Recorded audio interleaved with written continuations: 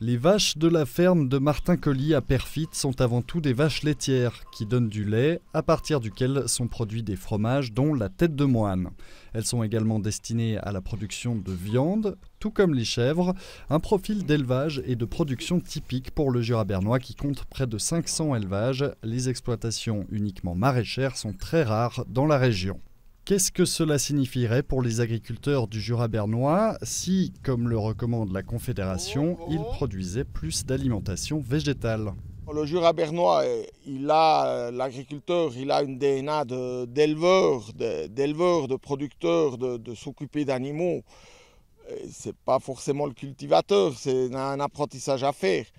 Mais il faut dire que nous, voilà, changement climatique, on peut essayer aussi de produire des végétaux pour la base humaine. Mais si simplement nous, on doit arrêter de produire certains produits pour qu'ils soient importés après, puis que la Suisse a une veste blanche, là je ne suis pas tout à fait d'accord. Les agriculteurs et les agricultrices qui décident de produire moins de viande et d'augmenter leur production maraîchère sont récompensés par des subventions. Plutôt que de semer du maïs pour les élevages, la Confédération recommande de planter du blé pour la consommation humaine. Les subventions seraient une bonne chose, mais ce sont les habitudes de consommation qu'il s'agit de changer. Martin Colly doute que les consommateurs et consommatrices soient prêts à franchir le pas et prêts à acheter plus de légumes et de produits à base de plantes produits dans le Jura bernois.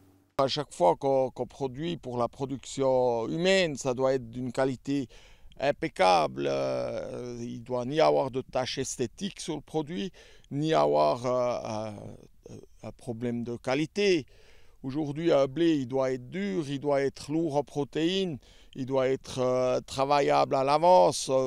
Ce ne sont pas seulement les agriculteurs et agricultrices de la région, mais aussi et surtout la population qui devra changer ses habitudes de consommation.